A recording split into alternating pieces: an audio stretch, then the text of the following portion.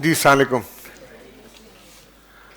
मेरा नाम समीर है और I am ENT consultant. I've been a professor at JPMC. First of all, I would like to congratulate Professor Atif Hafiz on holding this crash course. He's been holding it for a very long time, and I personally feel that this has been very helpful for all the candidates basically who appear in the exam. And this course is usually tailored to be a course which is not a course relating to only academics. This course is basically aligned so that you can, tomorrow when you go in your Viva, you are aligned as to what happens there. तो इसमें मैंने जितने भी course किए हैं, I don't bring a presentation.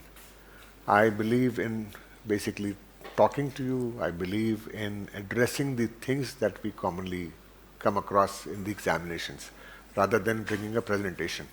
So I want it to be a dialogue rather than a monologue. ठीक है ना? तो CSM ऐसा टॉपिक है which will definitely come in your exam. एक ऐसा टॉपिक जैसा इकबाल साहब अभी आपको पढ़ा कर गए हैं, पैराफेरेंजियल tumours, you might get a case of parapharyngeal tumor, you might not get a case of parapharyngeal. For CSM, it's sure that you will get a CSM either in your long case or a short case. It's not possible to appear in a FCPS Part 2 exam without getting a case of chronic suppurative otitis media. ठीक है जी? तो long case और short case का फ़र्क तो आपको पता ही है कि लॉन्ग केस में basically you have to take the history, you have to do a full examination जिसमें 30 मिनट आपको मिलते हैं. उसके बाद there are half an hour for the examiners जिसमें 15 मिनट एक एग्जामिनर लेता है, 15 मिनट दूसरा एग्जामिनर लेता है. शॉर्ट केस में आपको 10 मिनट्स में ideally you should complete your ear examination within the first 4 minutes. 4 minute जो शुरू के होते हैं, तो if you know the sequence it becomes very easy for you. If you are just rampant तो फिर आप बताना थोड़ा सा मुश्किल हो जाता है. तो सीक्वेंस अगर याद हो तो इट बिकम्स वेरी इजी. तो लेट्स स्टार्ट के क्या व्हाट इज CSM, क्या होता है CSM?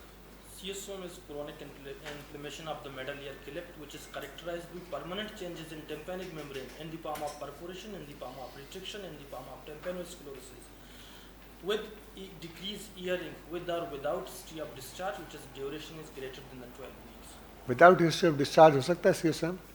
Yes, अगर जो है ना retracted pocket और सिर्फ जो है ना retaining नहीं, would you classify that as CSM without a perforation, without a discharge? Can you classify it as a CSM without a discharge?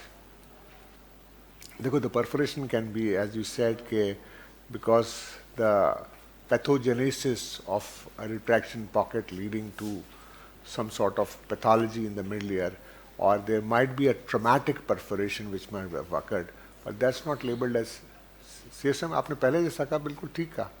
It's the inflammation of the middle ear cleft which has been there for more than 2 weeks or more than some say more than 6 weeks, which has been there with the perforation and the inflammation of the middle ear cleft is known as CSM, है ना? ऐसी है. तो अब इसकी सबसे पहले तो लेट्स कम, हम एग्जाम के हिसाब से चलते हैं. Let's come with the history कि इसकी हिस्ट्री में आप क्या पूछना चाहोगे? What you would like to ask in the history? जैसे एक पेशेंट आता है तो आपका सवाल क्या होगा? पहला सवाल क्या होना चाहिए? पहले जैसा होता है ना, अस्सलाम वालेकुम, मेरा नाम डॉक्टर समीर है, मैं पार्ट 2 का वाइवा दे रहा हूँ, मेरा लॉन्ग केस है ये, तो मैं आपसे आपकी बीमारी के बारे में पूछना चाहता हूँ. आपका यहाँ आना कैसे हुआ? सबसे पहले तो सवाल आप खुद करते हो कि आपका आज आना यहाँ कैसे हो, क्यों आए हो? मैं कहता हूँ जी मेरा कान से पानी आता है, पीप आता है, व्हाटएवर. अब उसके बाद how do we go about it? Sir सबसे पहले साइड विच ईयर, ठीक है, किस कान से पीप आता है, ठीक है, ओके. सर उसके बाद फॉर हाउ लॉन्ग, कब से आ रहा है? कब से? मेरे कानों से 20 साल से पीप आ रहा है. अच्छा, कंटिन्यूसली 20 साल से आ रहा है, कभी ख़त्म हो जाता है फिर आता है, बीच में रुक जाता है? नहीं, रुक रुक के आता है. रुक रुक के आता है. कभी ऐसा हुआ है कि कभी मुकम्मल ख़त्म हो गया हो? या हाँ, कुछ अरसे के लिए ख़त्म हुआ है. जैसे एक आध दफ़ा ऐसे हुआ है, आज से कोई 3 साल पहले के 4-5 महीने 6 महीने के लिए ख़त्म हो गया था. वो कैसे ख़त्म हुआ था? कोई आपने दवाई डाली थी? जी, मैंने दवा इस्तेमाल की. दवाई इस्तेमाल की. अच्छा, आपको उसमें से पस जो आ रहा है वो कितने क्वांटिटी में आता है? क्या तकिया गीला हो जाता है आपका, आप सो के उठते हैं तो? हाँ, उससे क्या फ़र्क पड़ता है? क्वांटिटी पूछना चाह रही हूँ सर। नहीं, कोपियस पूछना चाह रहे हो Copious, ना? yes. हाँ ठीक है, चलो। और सर मैं आपको उसका रंग किस तरह का होता है, कुछ अगर बता सकते? येलो होता है। येलो होता है, उसमें कोई बदबू आती हो या खून आता ठीक है, अभी मैं रुक जाऊंगा यहाँ पर, आई विल स्टॉप हियर।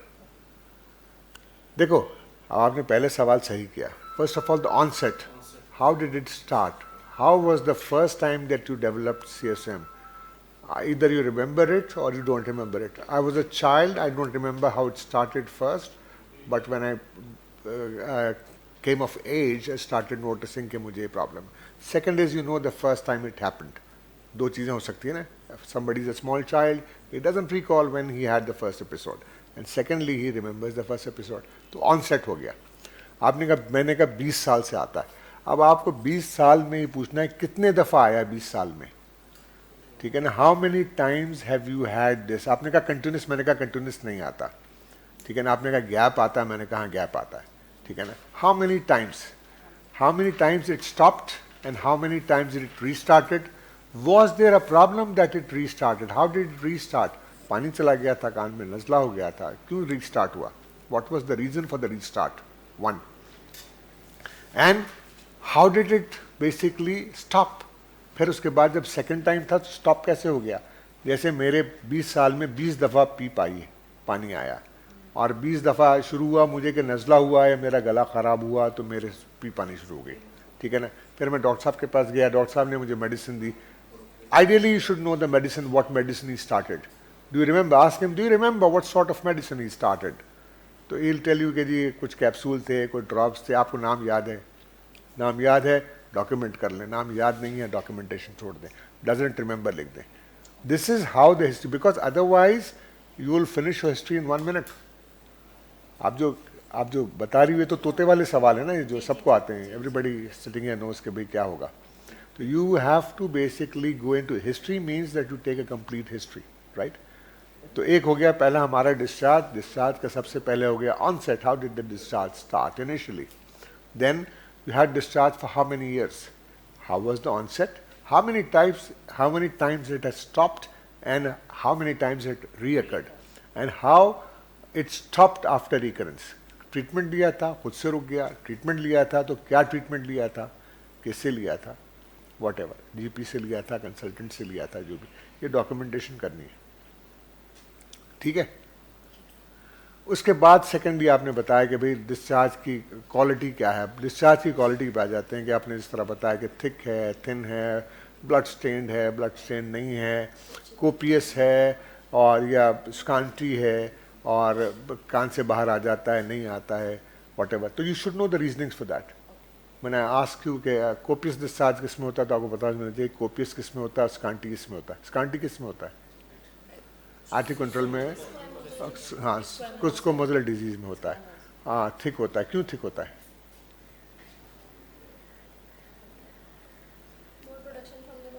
तो थिक क्यों होता है? बोन डस्ट होती है उसके अंदर. The discharge is mixed with the bone dust, that's why it's thick. Why is it foul smelling? Saprophytic bacteria. Because of the saprophytic. कौन सी गैस प्रोड्यूस करते हैं सैप्रोफाइटिक बैक्टीरिया? हाइड्रोजन सल्फाइड, ठीक है. Blood stain क्यों होता है, और क्या इंपॉर्टेंस है ब्लड स्टेन की?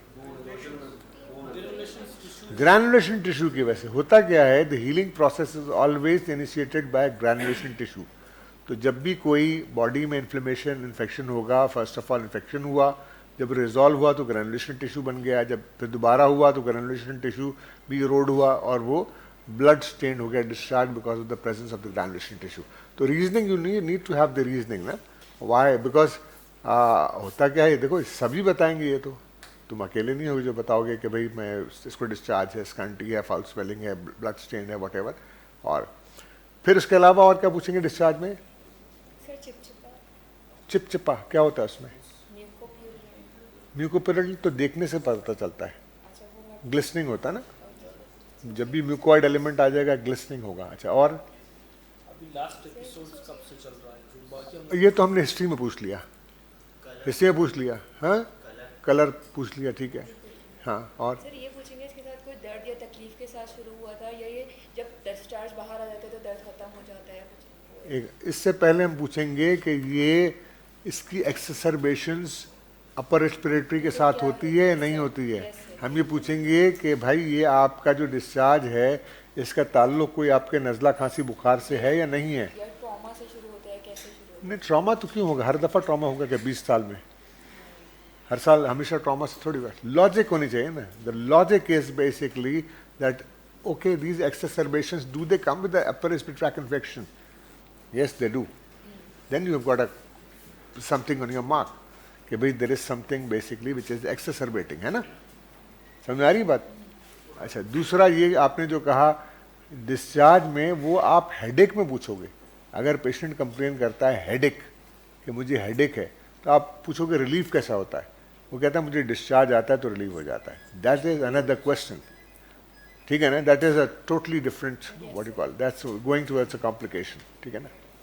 तो डिस्चार्ज में हमने ये कर लिया कि when did the first time it started, यानी कि ऑनसेट, और how many times the discharge आया, how did it stop, how did it restart. Restart में ये आ गया। फिर हमने डिस्चार्ज की बातें कर ली कि कोपियस है, स्कांटी है, फाउल स्मेलिंग है, नॉन फाउल स्मेलिंग है, और वगैरह वगैरह सारी बातें होंगी, ठीक है ना? अब डिस्चार्ज में और कोई बात तो रहती है? पेन और डिस्चार्ज अलग अलग सिम्टम है ना, अलग अलग नहीं है। डिस्चार्ज में कुछ और सवाल रहता है।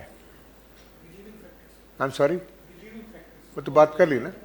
यू टॉक्ड के what treatment did you take, हम बता भी सकते हैं कि event to a GP, event to a clinic, whatever, ठीक है ना? अच्छा, उसके बाद डिस्चार्ज के बाद अगला चले सवाल क्या होगा, वो उसने बताया कि हैं आप, हाँ उसको कहते हैं, आप पूछ सकते हैं कि भाई आपकी समात कैसी है, आपकी समात कैसी है। अच्छा, naturally most of the people are not very what call in the history, they not give you a history of hearing loss. तो आपको वो एलिसिट करनी पड़ती है कि आप जैसे पूछेंगे आपकी समात कैसी है, वो कहता है जी मेरी समात ठीक है।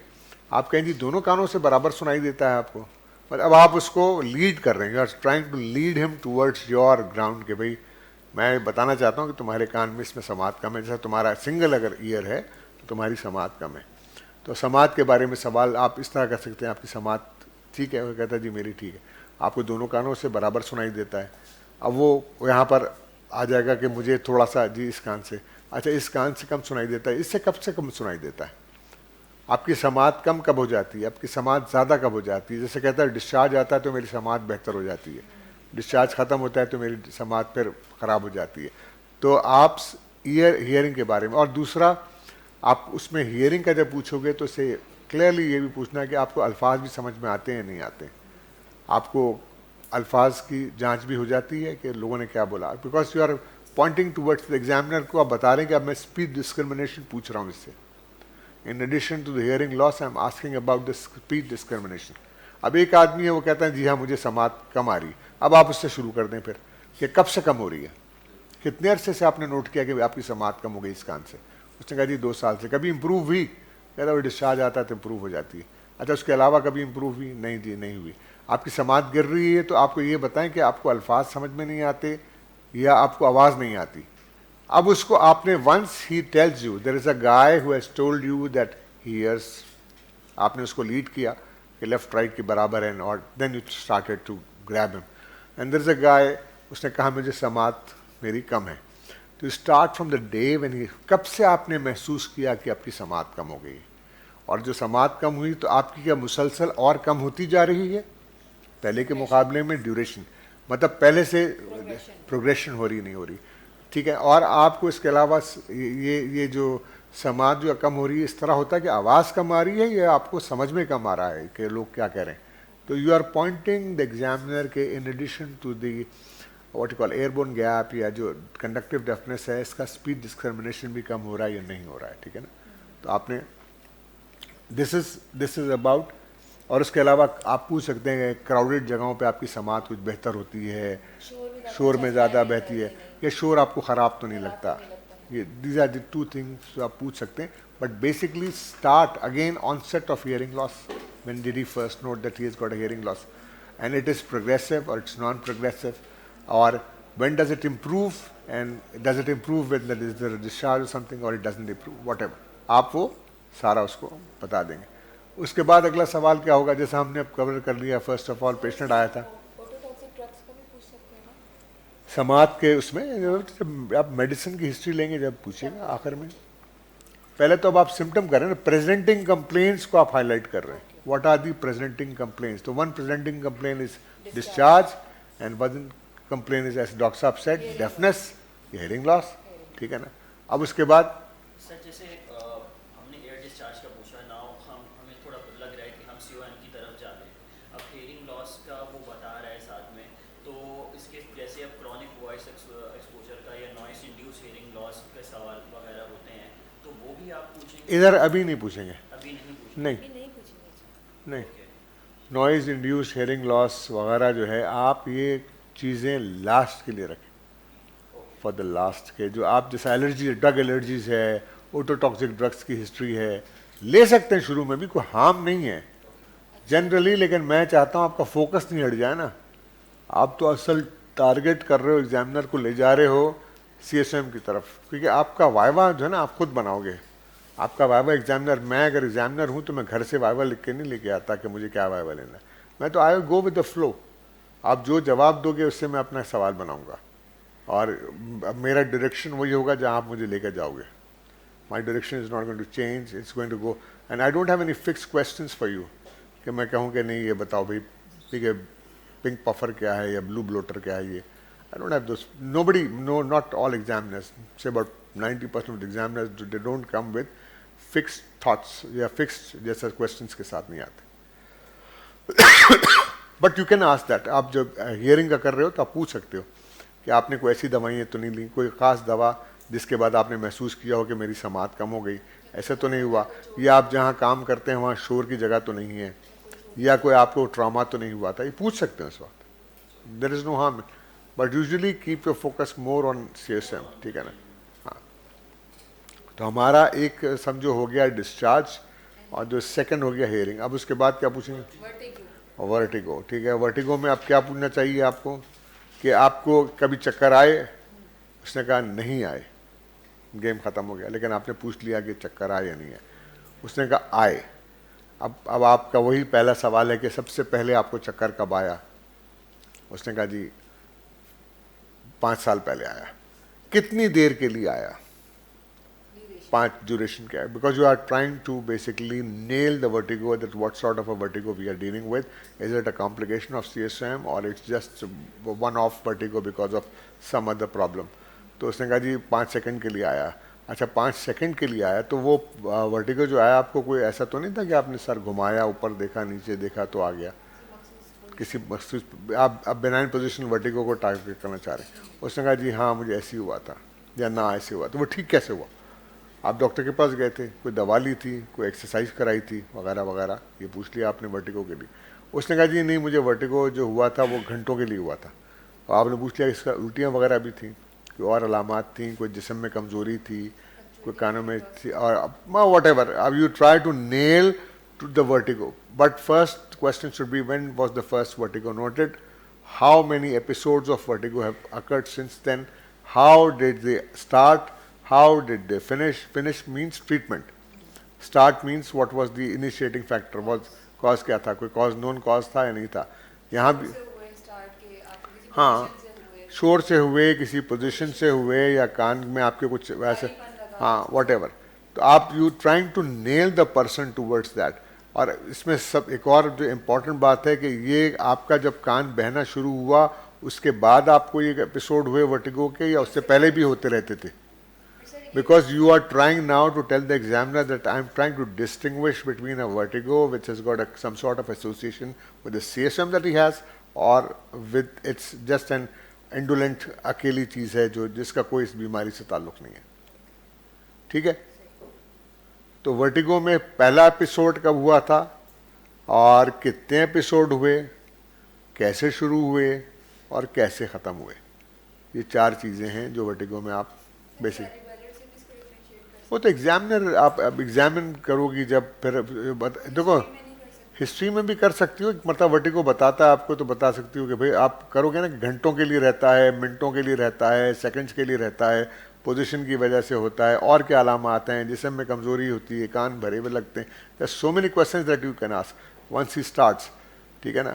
और उसके अलावा दवाओं का पूछ सकते हो, हाँ उल्टियाँ होती हैं, कभी गिर गए, कभी कोई फिट्स पड़ेगा इसके साथ, ये तो एलैबोरेट करना पड़ेगा ना, but don't go into big details कि तुम्हारा बाकी वो पता चला सब रह गया। एग्जामिनेशन में की यही है कि एक पेशेंट आता है, वो कहता है आपसे कि जी मैं नवाबशाह से चला था, वहाँ से ठंडा पानी पिया मैंने और उसके बाद मैं वहाँ रुका वहाँ मुर्गी खा ली और उसके बाद जो है मैं जब कराची आया तो मैंने नोट किया कि मेरा गला बैठ गया। तो आपको बेसिकली पेशेंट को कहाँ रोकना है आपको पता होना चाहिए, क्योंकि otherwise the history time will finish in no time. Because in 30 minutes you have to do the history as well as the examination. Don't be very quick and don't be very slow.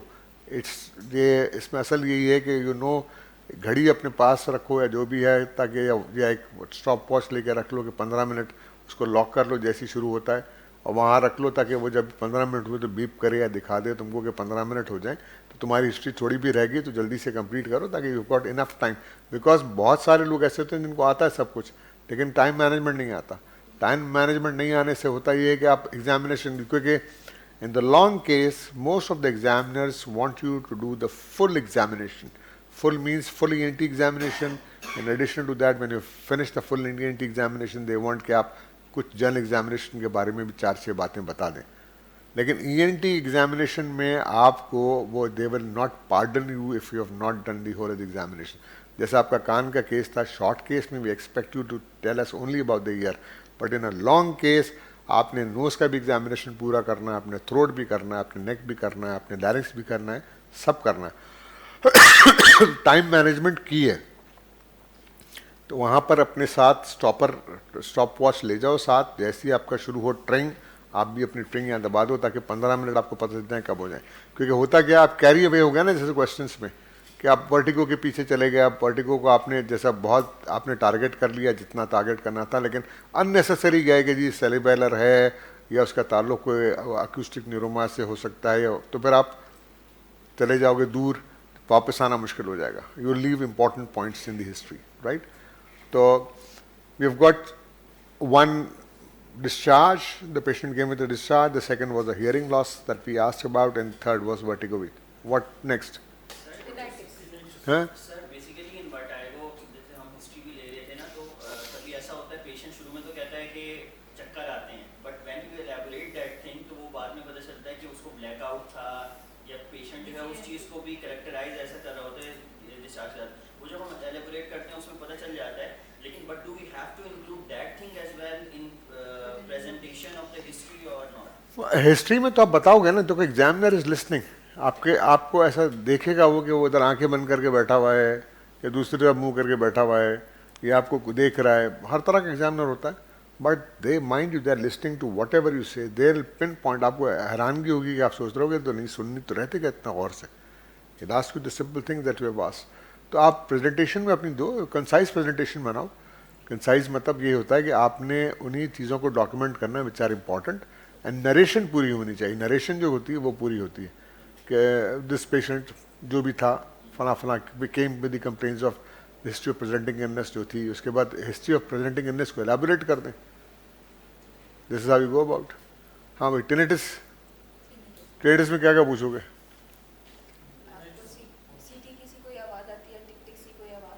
ने बता दिया कान में आवाज़ें आती हैं. Yes, सबसे पहले onset सबसे पहले कब हुआ? दोनों कानों में होता है, एक कान में होता है. किस वक्त तो ज़्यादा होता है, रात के वक्त ज़्यादा होता है, दिन के वक्त ज़्यादा होता है. कभी ख़त्म हुआ, कभी नहीं हुआ.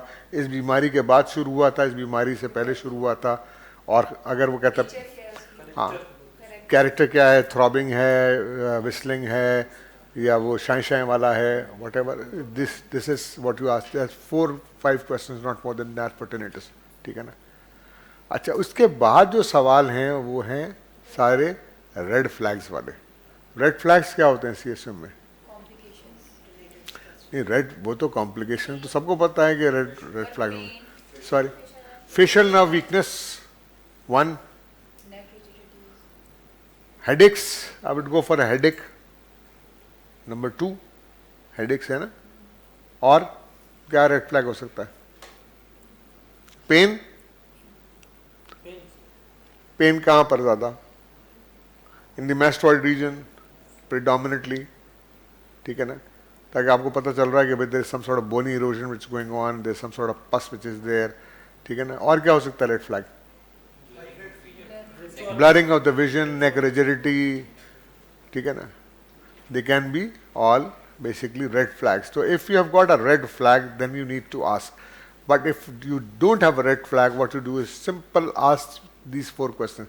आपको कभी हेडेक, इसके साथ सर में दर्द हुआ है? उसने कहा जी हुआ है। कब हुआ है?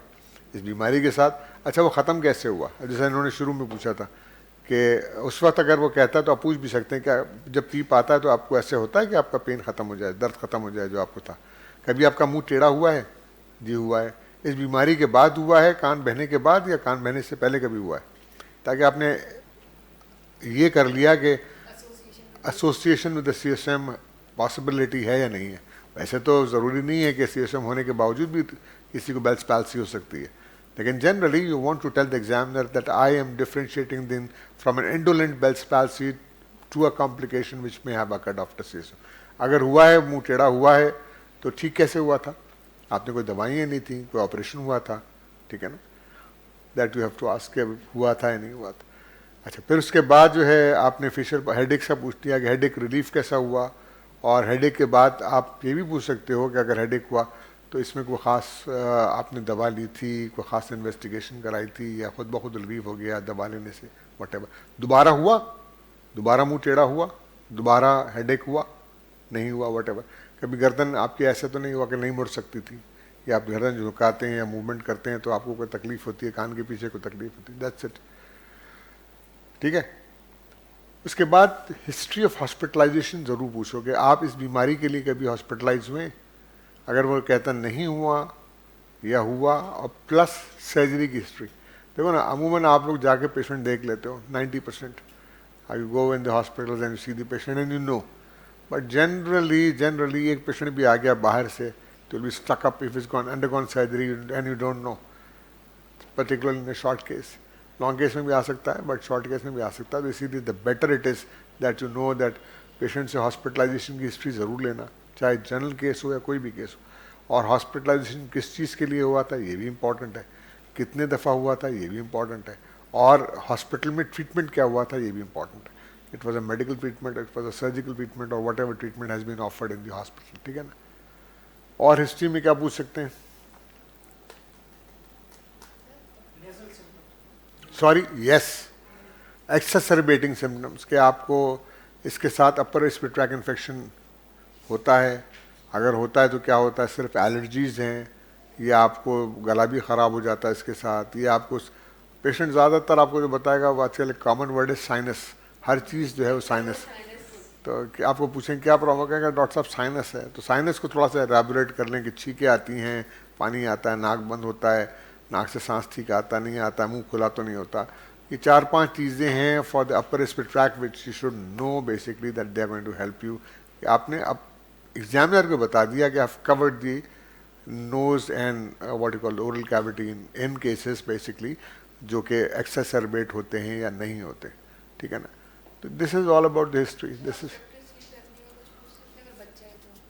पूछ सकते हैं, लेकिन वो खुद तो नहीं बता सकता ना कि खराटे लेता है वो तो उसके साथ जो अटेंडेंट है वो बताएगा कि खराटे लेता है नहीं लेता। ऑब्स्ट्रक्टिव आप स्लीप एपनिया में बच्चों में CSM का केस बच्चे का रखेंगे नहीं इतना कि इतना छोटा बच्चा हो कि वो हिस्ट्री नहीं दे सकता हो। बच्चा हिस्ट्री नहीं दे सकेगा ना, तुमको दे सकता है। एग्जाम में देखो, याद रखना सबसे बड़ी चीज़ होती है common sense. You have to use that, though it's rare but still you have to ask and should know what's common sense, ठीक है ना। उसके बाद आगे हम जनरल फिजिकल, तो आपको डॉक्टर शुजा ने पढ़ाया होगा, सारा बताया होगा क्या पूछना है ये वो। और एक चीज़ इंपॉर्टेंट है इसमें हमारे पास कि ये ज़रूर पूछ लिया करो कि आपको कान में पिकिंग की आदत तो नहीं है बहुत ज़्यादा, आप कान में कॉटन बर्ड या चिड़ियाँ चाबियाँ घुमाते तो नहीं रहते हैं आप, बहुत ज़्यादा आदत तो नहीं है आपको, ठीक है ना।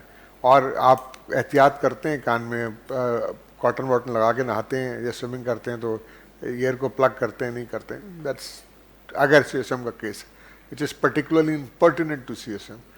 That whether is got this habit of this, ठीक है ना। अच्छा, पेन में एक इम्पॉर्टेंट चीज़ है, खैर चलो अभी उसको बाद में डिस्कस कर लेते हैं। एग्जामिनेशन आ गया। एग्जामिनेशन में आप लोग अभी यहाँ पेशेंट तो है नहीं, लेकिन जनरली एग्जामिनेशन में किस तरह, what will be the flow वही होगा हमेशा की तरह कि first of all you will see the anatomy of the year, and when you see the anatomy of the year you see the anatomy of both the years. जो general जो चाहे वो शॉर्ट केस हो चाहे वो long case हो, कान में कोशिश ये करो कि दोनों कान देखो, क्योंकि प्रॉब्लम ये होता है कि अगर आपने दूसरा कान नहीं देखा, आपका वेबर लेटराइज कर रहा है दूसरे कान पे, तो आपने देखा ही नहीं वो और आप बाद में देखते हो। तो इसलिए आइडियली ये होता है कान में आपको, चाहे आपकी command examination of the year हो, आप जो थोड़े से डेढ़ होशियार कैंडिडेट्स होते हैं वो अक्सर वो कहते हैं examination of the left ear और द राइट ईयर, तो वो एग्जामिनर कह देता है left ear, but don't forget to examine the right ear at least superficially. एक ऑटोस्कोप डाल के देख लो कि भाई कि पीछे हटा के देख लो कि कुछ है तो नहीं, ताकि तुमको एक आइडिया हो जाए कि ट्यूनिंग फॉक करोगे, जब करोगे तो फिर कंफ्यूजन हो जाएगा। किस पे टच नहीं करना चाहिए? इंस्पेक्शन में आप बिल्कुल पिना हटा के देखोगे, आपको नज़र कैसे आएगा कि स्कार है नहीं है। You want to see for the scar when you are doing the inspection, you want to see for the scars, you want to see for a pre auricular sinus, you want to see for a post aural fistula, that's what you want to see usually, ठीक है ना। आप race करोगे तो नज़र आएगा ना, ये आपको पोस्ट ऑरल स्कार तो नज़र नहीं आएगा बगैर रेस के। तो इंस्पेक्शन में हाथ लगाने का नहीं मकसद, ऐसा वो नहीं है हार्ड एंड फास्ट, पैल्पेट नहीं करना है, आप ऐसे करके नहीं देखिए तो पैल्पेशन हुआ ना, but if you lifting it it's inspection. You want to see for endaural scar, you want to see for a post aural scar, you want to see for a pre auricular sinus, you want to see for a post aural fistula, that's what you want to see, है ना। और फिर उसमें आप एहतमाल ये करें कि आप जब इंस्पेक्शन कर लें, आपने एनाटमी देख ली, मोटी मोटी एनाटमी जो देखनी, लॉब्यूल फॉर्मेशन कैसी है, माइक्रोशिया तो नहीं है, नॉशिया तो नहीं है, कोई बस atretic basically auditory meatus atretic तो नहीं है, व्हाटएवर। हाँ, पियर्सिंग देख ली, अगर कोई पियर्सिंग है, कॉन्ट्रोमा है, कुछ भी चीज़ डॉक्यूमेंट कर लो, ये तो बहुत सिंपल सी बात है। उसके बाद आपने देख लिया, you went in and basically, अच्छा एक बड़ा ख़ास आजकल आप लोग सब करते हो कि पहले एग्जामिनेशन करते हो ऑरल स्पेकुलम लेकर और फिर उसके बाद ऑटोस्कोप डालते हो। तो उसमें ऑरल स्पेकुलम कोई इट्स नॉट मैंडेटरी कि पहले आप ऑरल स्पेकुलम डाल के आपने ये इंस्पेक्शन कर लिया। पैल्पेशन में एक टीएम जॉइंट का एरिया होता है जो इम्पॉर्टेंट होता है ईयर एक के हिसाब से, and the second is basically the mastoid tip and the mastoid area which is basically important for palpation. ये उस पैल्पेशन कर लिया आपने, ठीक है ना। उसके बाद आपने जब ये देखना है तो पहले लाइट लगा के सिर्फ पुल करके देख लो इंस्पेक्शन में कि कहीं इसकी कैनाल की नरिंग तो नहीं है, स्टेनोसिस तो नहीं है कुछ, and then if there is no stenosis and all and if it's a discharge तो कॉमन होता है कि you take a probe and you take a discharge and हटा देते। डिस्चार्ज कम ही होता है इसलिए क्योंकि सक्शन एग्जाम में अवेलेबल नहीं होता अनफॉर्चुनेटली। तो कोशिश करते हैं हम कि वो केसेस रखें जिसमें सक्शन की ज़रूरत न पड़े, आइडियली होना चाहिए वैसे। I agree with that. हाँ हाँ बिल्कुल होनी चाहिए।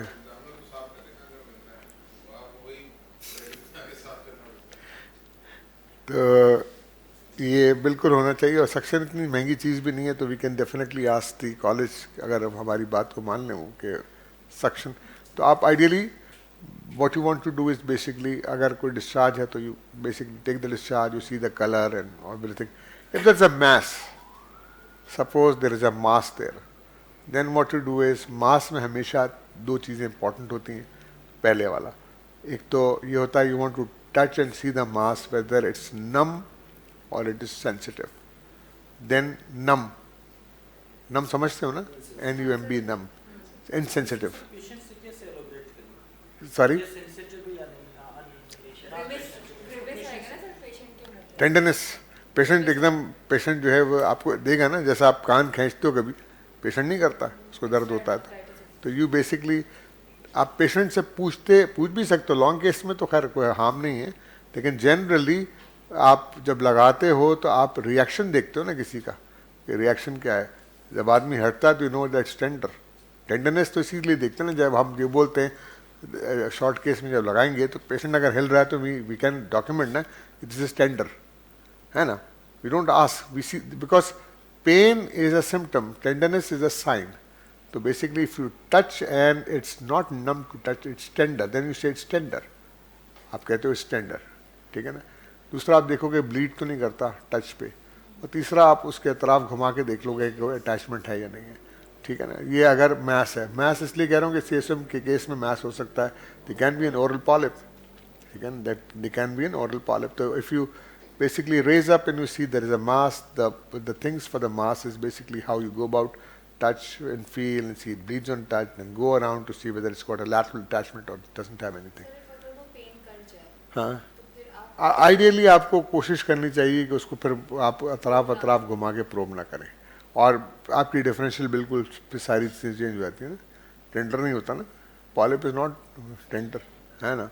तो यू आर बेसिकली बहुत सारी चीज़ें अब आपके जहन में आनी शुरू हो जाती हैं, क्योंकि उससे कंसिस्टेंसी भी थोड़ी पता चल जाती है ना। They polypoidal masses are usually not, it's not firm, they are soft, they are not cystic but they are soft, हाँ पल्पी होते हैं। तो आप वरना आप ये जो आप अगर बता रही हो टेंडर वाला is usually some sort of tumour might be there, or sometimes it may represent some sort of malignant otitis externa हो सकता है, जिसमें टेंडरनेस होती है बहुत ज़्यादा। If there is granulation which is converted into a big mass and you touch it, they are usually tender in case of malignant otitis externa, and they can bleed also when you touch them. Anyway, coming back to, अब हमने उसके बाद we go in and we see the tympanic membrane. Tympanic membrane का distance कितना है बाहर से अंदर तक का? 2.5 सेंटीमीटर 1 इंच, ठीक है ना। तो एक डिस्टेंस पे है हमारा, उसमें एक हेयर बेरिंग एरिया है, एक नॉन हेयर बेरिंग एरिया है। हेयर बेरिंग एरिया कितना है? आउटर 2/3 है, कार्टिलेजिनस पोर्शन है, और उसमें स्किन का अपेंडेज है, क्योंकि हेयर बेरिंग एरिया इसलिए कि स्किन अपेंडेज है ना, तो जहाँ स्किन होगी वहाँ हेयर फॉलिकल्स होंगे, वहाँ सेबेशियस, सेरेमिनस सब ग्लैंड्स होंगे। जो अंदर वाला एरिया उसमें स्किन अपेंडेज नहीं है, तो that's a bare area, bare है ना, वहाँ पर कोई भी ना बाल है ना कुछ है, खाली area. When you see the tympanic membrane, you want to document first of all what do you want to see, you want to see, ठीक है ना, आपके एनाटॉमिकल लैंडमार्क्स हैं नहीं है। जैसा फ़र्ज़ करो अब हम CSM के केस की बात करते हैं ना, we are not talking of generally, तो हम देखेंगे परफोरेशन कहाँ है, परफोरेशन का साइज़ क्या है, परफोरेशन का साइट क्या है, परफोरेशन की एजेस कैसी हैं, जो मिडलिया म्यूकोजा है वो कैसा है, तो we want to document that. उसके अलावा ऑसिकल्स नज़र आ रहे हैं नहीं आ रहे हैं, ऑसिल हमको 2 नज़र आते हैं ना, usually handle of the Méliès होता है, short process of the incus होता है जो हमको दिख रहे होते हैं, तो उसकी पोजीशन बता देंगे। They are after the perforation is there the handle of the malleus present और नॉट, अगर है तो is it retracted upwards, short process of the incus नज़र आ रहा है नहीं आ रहा है, और इसके अलावा एजिस कैसी है और मिडिल म्यूकोजा कैसा है। जैसे ये तो सब बताएंगे कि परफोरेशन है, तो पहले से देख के आएंगे ना सब कि परफोरेशन है, सेंट्रल है, फलाना है, ये है। बेस लाइन कैसा है, बेस लाइन से हम मतलब जो म्यूकोजा कैसी है, बेस लाइन मॉइस्ट है, जैसे बेस लाइन मॉइस्ट होती है, या वेलवेटी है, या वैसे म्यूकोजा पड़ी है, तो यू हैव टू डॉक्यूमेंट। फिर इसके अलावा क्यों नज़र नहीं आएगा, आंख बंद कर लोगे तो नहीं आएगा, वैसे आंख खुली रखोगे तो नजर आएगा, उसमें क्या है।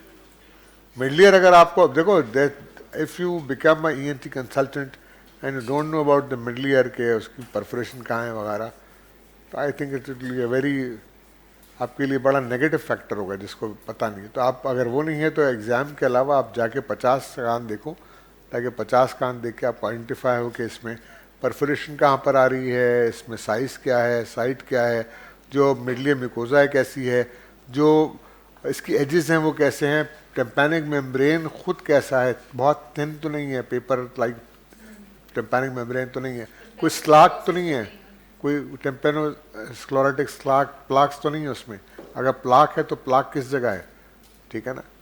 एंड ऑसिकल्स की आपको डिफाइन करने की, what are the ossicles and how are they, handle of the malleus है नहीं है, अगर है या सिर्फ हेड ऑफ द मेलियस है, नेक ऑफ द मेलियस है, हैंडल गायब है, अगर शॉर्ट प्रोसेस नज़र आ रहा नहीं आ रहा है, and if the granulations you have to document, specially posterior superior segment में क्रस्ट है, जैसा कलेस्ट्रोटोमा, हर केस में इस तरह साफ, you can't see cholesteatoma because there is a crust which is there at the posterior. आप जब क्रस्ट को हटाओगे तो यू सी ग्रैनुलेशंस, या यू सी वाइटिश, जो टिम्पैनिक मेम्ब्रेन का जो पर्ली वाइट कलर है वो आपको नज़र आ जाएगा वहाँ, मतलब जो होता है ना डिफरेंट कलर होता है from this, you see that white, very white, snow white top of colour जो होता है वहाँ प्रेजेंट होगा, you will come to know के पोस्टीरियर सुपीरियर सेगमेंट में there is some sort, because you can't see a perforation there very easily.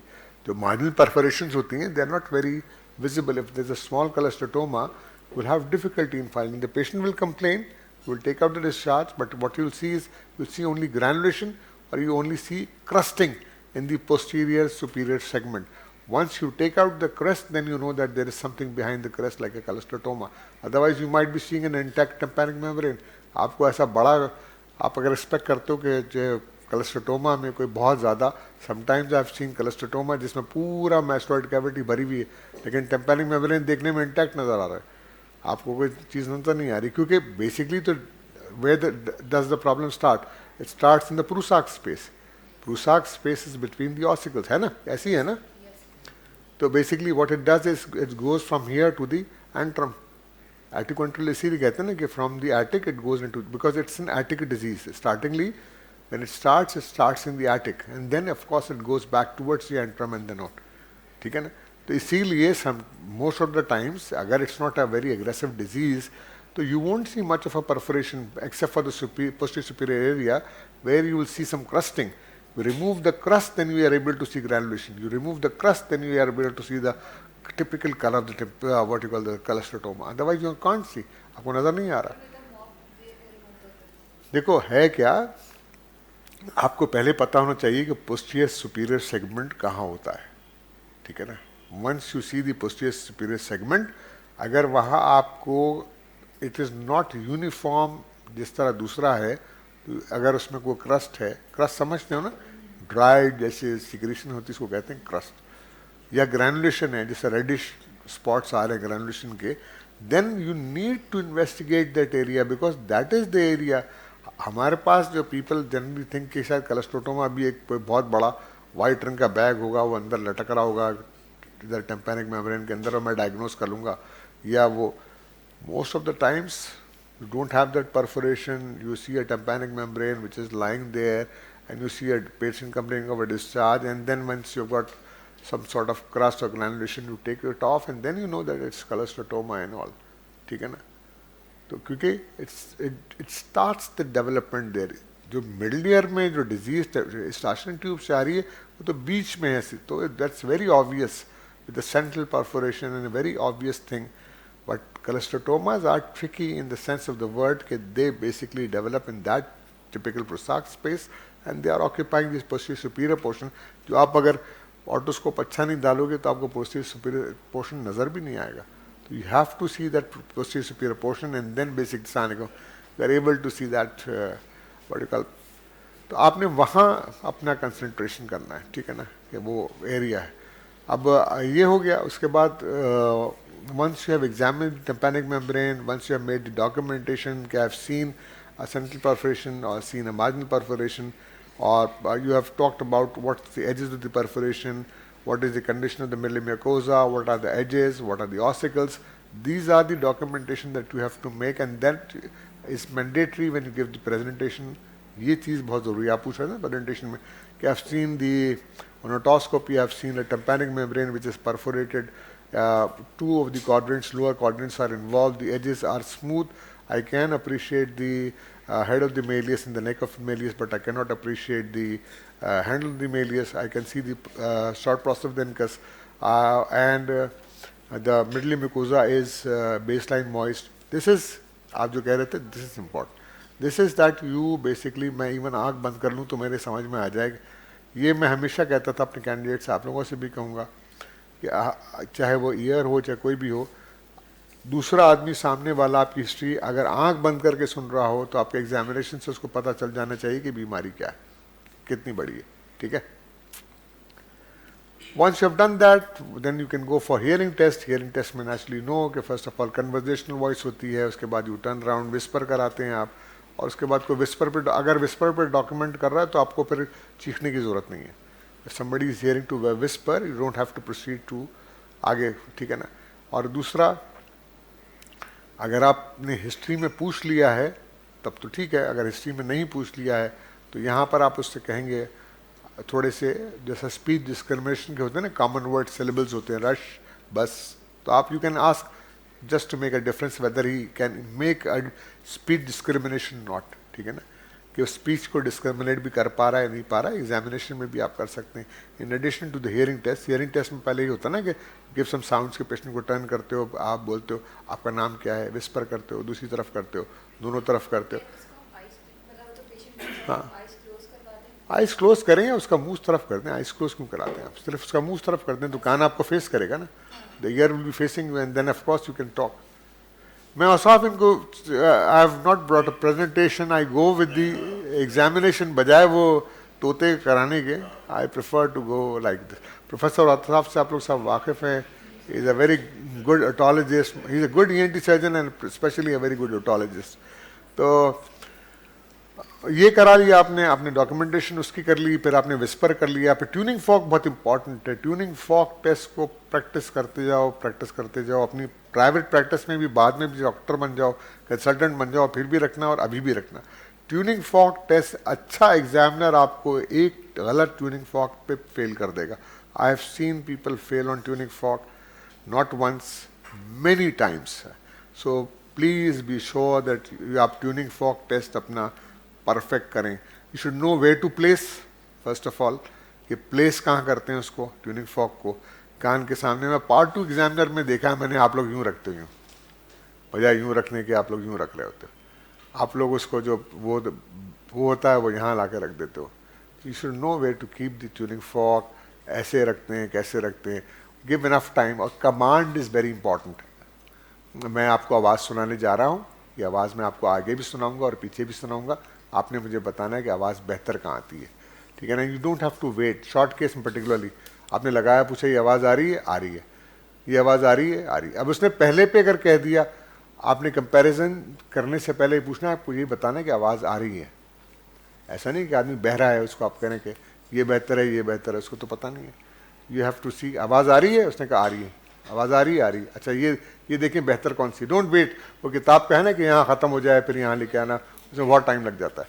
You just go with this के कहाँ बेहतर आवाज़ आ रही है, and then again you go to the other ear, then of course you do this. ABC में पूरा करना पड़ेगा आपको, ठीक है ना, ABC में पूरा करना पड़ेगा, but practice the tuning fork test हमेशा हमेशा हमेशा। या है नहीं टू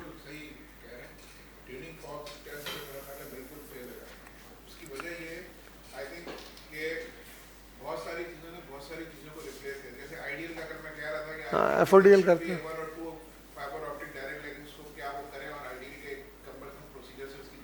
और करते वही आप, हाँ करते वही FODL को करते हैं, उसका रिप्लेस होता है। But the tuning fork is one thing that can never, no machine can replace it. मुझे याद है अभी कमाल साहब थे, अरे यार क्या कमाल साहब, ओहो, tuning it was always in his pocket. और जब हमारा पहला हुआ तो वो कहने लगे, वो आया अभी मुस्कुरा के कहते ना, one thing that can not replace is this, और उन्होंने निकाला और उसके बाद नो ऑडियोमीटर कैन मेजर। आपको बताया आतिफ, उनके पास वो स्टोर्ट्स का था ओरिजिनल मोटा वाला, और वो उनके पास ऑटोस्कोप जो पुराने सेकेंड वर्ल्ड वॉर के ज़माने के थे, जिसमें बड़े सेल डलते थे ना, वो जो डियर सेल्स नहीं आते थे अपने ज़माने में, मोटे मोटे वाले, या 555 के वो सेल्स। तो ट्यूनिंग फॉक तो उनके पास स्टोर्ट्स का था और हैवी ट्यूनिंग फॉक था, तो वो माशाल्लाह। And I being his candidate, तो मुझे यही था कि ट्यूनिंग फॉक टेस्ट में उन्होंने इतना कमाल साहब ने वो किया था कि एग्ज़ाम में भी what we see is people are very deficient. I would request you to do. Yes, बिल्कुल, हाँ लगाते थे, yes. मैं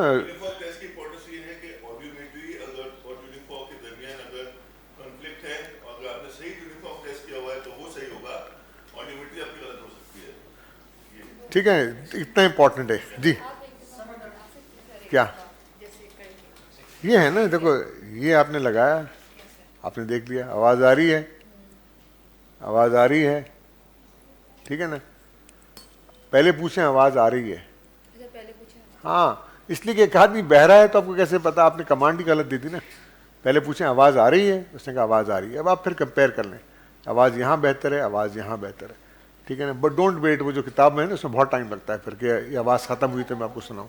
सिर्फ ABC में वो करना है, ठीक है ना। और वेबर्स में, हाँ ABC में आपने क्या बंद करना होता है ना, प्रोवाइडेड आपकी खुद की समाज ठीक है। जी सर। बस ये रखा, फिर यहाँ बोन पे रखा, और फिर जब ख़त्म हुआ आपने पेशेंट का ख़त्म हुआ तो आपने अपने आप पे रखा। पहले पेशेंट को करना है, फिर अपने आप को करना है। और अपना ऑक्लूड तो नहीं करना ना सर? क्या चीज़? अपना तो नहीं कर भी लें, उसमें कोई क्या फ़र्क पड़ता है, डजंट मेक एनी डिफरेंस।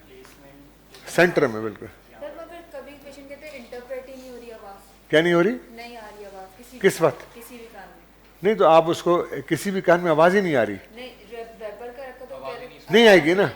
देखो इसमें दो हैं, मुझे जो कमाल साहब ने सिखाया था ना, कमाल साहब ने कहा था अगर इस कान में सेंसोरियल डेफनेस भी है और इस कान में नॉर्मल ईयर है, वेबर कभी लैटरलाइज नहीं होगा।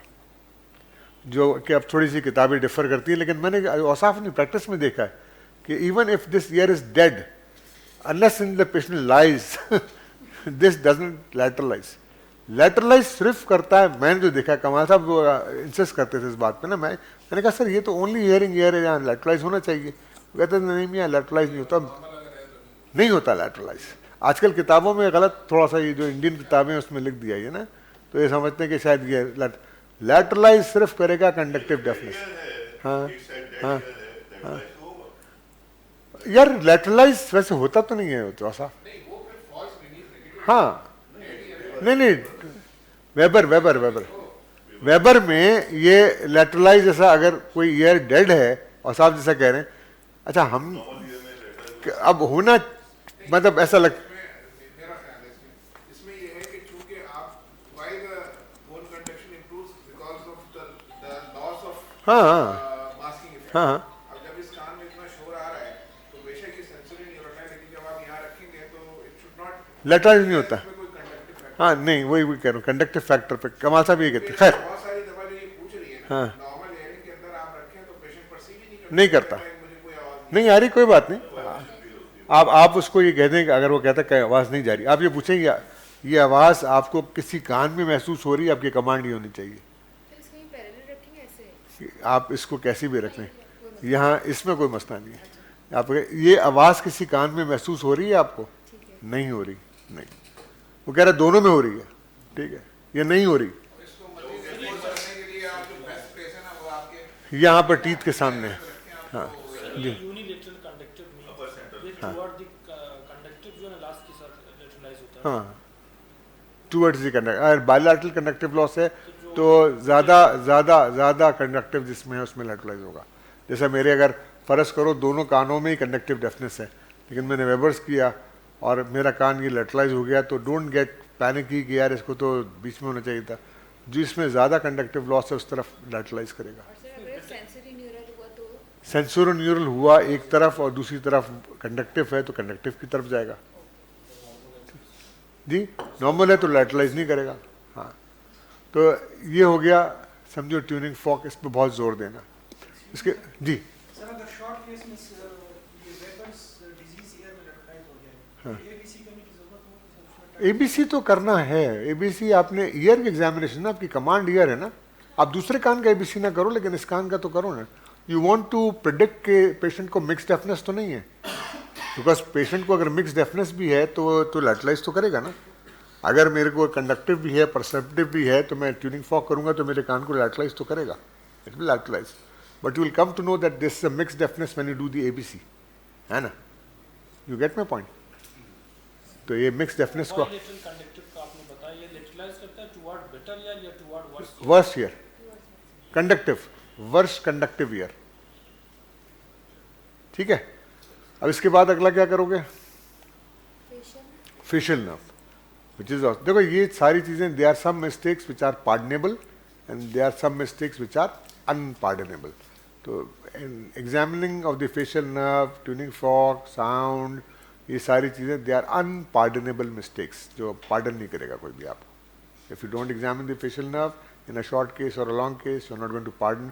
चाहे आपका केस सी लैरिंग्स का ही हो लॉन्ग केस में, कि मैंने बताया ना लॉन्ग केस में they expect you, they are examiners basically who are broad minded and they will say कि you have focused much on your case and have told everything, और तुमने टेस्ट नहीं किया या तुमने स्मेल नहीं की या फेशियल नहीं की, लेकिन most according to the examiners manual you have to do it. If somebody fails you on that, he has got a right because you didn't complete your examination as a ENT whole examination which was desired from you, ठीक है ना. दो मैं ये कह रहा हूँ कि बाज़ एग्जामिनर इसको फॉरगो कर देते हैं कि जो थायराइड का प्रॉब्लम था इसने सारा सही बता दिया, एग्जामिनेशन सही कर दिया, ट्रीटमेंट सही बता दिया, लेकिन some people might not forgo you for not doing the test और द स्मेल और द फेशियल नर्व. कर ईयर के एग्जामिनेशन में, ईयर के केस में, शॉर्ट केस, लॉन्ग केस में तो वैसे ही अनपार्डनेबल मिस्टेक है ये, if you don't examine the facial. अब फेशियल नर्व में यू हैव टू सी कि वीकनेस है या पेरिसीज है. अगर पेरिसीज है तो ब्रैकमैन्स क्लासिफिकेशन पे 1, 2, 3, 4 जो भी है, या अपर मोटर न्यूरॉन रीजन है, lower neuron, that you have document, ठीक है ना. फेशियल नर्व जब हुई और हिस्ट्री में अगर फेशियल नर्व की हमने बात कर ली कि हम पूछ लेंगे कि कब शुरू हुई, सेशन के बाद हुई या पहले हुई थी. अगर बाद में हुई थी तो एक ही दफ़ा हुई थी, अगर एक ही दफ़ा हुई थी तो रिलीफ कैसे हुई थी, एंड बार बार हुई, वॉट एवर, ठीक है ना. तो फेशियल नर्व एग्जामिनेशन हो गया. उसके बाद हाउ विल यू प्रोसीड, उसके बाद क्या करोगे. निस्टिग्मस देखना चाहते हो. निस्टिग्मस में अमूमन सीएसएम के साथ निस्टिग्मस अगर वर्टिगो हो तो होगा. किस तरह का निस्टिग्मस होता है, what is nystagmus. Rapid involuntary. Involuntary is when oscillatory movement of the eyeball. हाँ, इसको और अच्छा कर सकते हैं. Involuntary means that you don't have in control. Oscillatory rhythmic है, it has got a rhythmic, basically it's got a fast and slow component, it's a rhythmic movement of the eyeball, ठीक है ना. It can be basically horizontal, vertical and torsional, ठीक है ना. Horizontal, vertical, torsional हो सकता है निस्टिग्मस.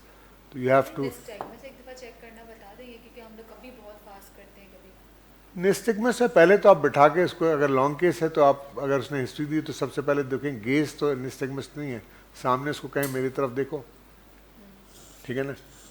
अब समटाइम्स जो ना एंड्स और उसके आई के दरमियान डिस्टेंस को भी ना एक- नॉर्मल पेशेंट को भी जो ना एक हैंड, एक जो तुम्हारा हाथ है ना, अनलेस कि तुम्हारे हाथ कोई बहुत लंबे नहीं है, कानून वाले हाथ नहीं है, तो तुम देख सकते हो इतनी, this is the distance which should be from the patient. Arms length कहते हैं, ठीक है ना, unless you have got very long arms, ठीक है ना. And then basically give the command. हमेशा कमांड देनी है. पहले गेज देख लो, गेज निस्टिग्मस तो नहीं है. अगर गेज नहीं है तो उसके बाद स्टार्ट मूविंग द आई. उसको पहले हॉरिजॉन्टली मूव कर लो, फिर वर्टिकली मूव कर लो, फिर टॉर्जनली मूव कर लो, ताकि तुम सारे मसल्स देख रहे हो ना. मसल्स भी तो चेक कर रहे हो सकता है किसी को 6 LR हो, है ना, 6 LR भी हो सकती है ना. तो you want to check the muscles and you want to check the nystagmus, ठीक है. उसके बाद हाँ, उसके बाद सेरिबेलर टेस्ट कर लोगे सारे, ठीक है ना. उंटरबर्गर है, रॉम्बर्ग्स है, टैंडम है. अब ये मैं दिखाऊंगा नहीं करके, ये तुम लोग यूट्यूब पे खुद देख सकते हो जाके कि एक्सटेंडेड वैसे रॉम्बर्ग्स है. भी तो करेंगे हम, हाँ? उसके साथ साथ ट्राइजेमिनल भी करना. ट्राइजेमिनल भी कर सकते हो. अभी पहले ईयर कंप्लीट कर लो ना. ईयर के 2 पार्ट्स है ना, hearing and equilibrium. There are 2 parts which are pertinent to the ear, है ना. तो you have completed the first portion, hearing and all. Then short case में निस्टिग्मस के बाद हम डायरेक्ट जो ना फिस्टुला टेस्ट पे चले जाएं या कि जो है ना सीरियल टेस्ट पे चले जाएं. Fistula test is basically for the last. क्या होता है फिस्टुला टेस्ट. इसमें सर जो ना वो प्रेस करते हैं प्रेशर नहीं वो तो होता है, लेकिन पैथोफिजियोलॉजी क्या है उसकी. मैं आपसे आप किया, मैं चकरा गया. Sir pressure causes mechanical vertigo. हैं? सर द प्रेशर अगर है फिस्टुला टेस्ट पॉजिटिव है किसी का तो उसको प्रॉब्लम क्या है, कहाँ होता है पेरिविनल फिस्टुला. लेटरल सेंसर तो यहाँ से ऐसे करने से लेटरल सेमिसर्कुलर को प्रेशर चला जाएगा. लेटरल सेमिसर्कुलर कैनाल कहाँ होता है, इनर ईयर का पार्ट है. मैस्टोइड खोलते तो नजर आता है लेटरल सेमिसर्कुलर कैनाल. कहाँ होता है, मिडल ईयर में होता है. उसका बल्ज दिख रहा होता है, इनर ईयर में होता है पर उसका बल्ज दिख रहा होता है. अच्छा चलो ठीक है. तो ये basically what you are doing is you are trying to push the air into a fistula which has been formed by the disease and which is eroded the semicircular canal, and you want to put pressure. That should be left for the last, and you observe the eyes. You don't ask the patient के चक्कर आ रहे हैं. You observe the eye to see the nystagmus. ठीक है ना, ठीक है. And that's for the last. और क्या पूछा था आपने. तो आपने बेसिकली क्या किया, पहले सारे ईयर के एग्जामिनेशन कर लिया, फिर आपने वेस्टिबुलर को एग्जामिन कर लिया. ये 2 इंपॉर्टेंट एग्जामिनेशंस थे आपके जो ईयर में किए आपने. उसके बाद अब आप क्या, सॉरी क्या सर शॉर्ट केस के अंदर ये जो गेट के टेस्ट हैं और लास्ट बोलो एग्जामिनर को. जी सर मैं वो गेट टेस्ट करना चाहता हूँ. क्या नहीं नहीं ठीक है भाई जाओ. but mention just to tell him that I know that this is the protocol. मैं हेड थ्रस्ट करना चाहता हूँ सर, सबसे आसान टेस्ट होता है ना हेड थ्रस्ट करना. सर मैं गेट टेस्ट करना चाहता हूँ, मैं रैंडम वो उल्टा करना चाहता हूँ और रॉम्बक करना चाहता हूँ, ये सेरेबेलर टेस्ट करना चाहता हूँ. तो बाज़ लोग रुकवा देते हैं इसलिए कि टाइम नहीं बचता ना. 10 मिनट में आपने एग्जाम, अगर आपने 8 मिनट ले लिए तो मैं 2 मिनट में तो आपको फेल ही करूँगा सिर्फ इसलिए कि मैं आपसे पूछ ही नहीं सका. मेरे पास तो एक परफॉर्मा है, अगर परफॉर्मा में फेल ही नहीं कर सका इसलिए कि आपने 8 मिनट ले लिए. तो try to finish a short case in 4-5 minutes, 4 minutes at the most, so that you've got 6 minutes to tell the examiner that I am a good candidate, I need to pass. ठीक है. अच्छा जी, अब ये हो गया. अब आपकी examination हो गया, अब आपका वाइवा शुरू हो गया फ़र्ज़ करें. ठीक है ना. अब वाइवा में आपसे मैं पहले तो सबसे पहले पूछूंगा कि भाई जी डॉक्टर साहब आपने बता दिया सारी फाइंडिंग्स जो हमने डिस्कस की सारी आपने बता दी. मैं आपसे पूछूंगा डॉक्टर साहब व्हाट्स योर डिफरेंशियल डायग्नोसिस. अब आपकी डिफरेंशियल डायग्नोसिस क्या होनी चाहिए? ये बड़ा आसान सा सवाल है ना. What is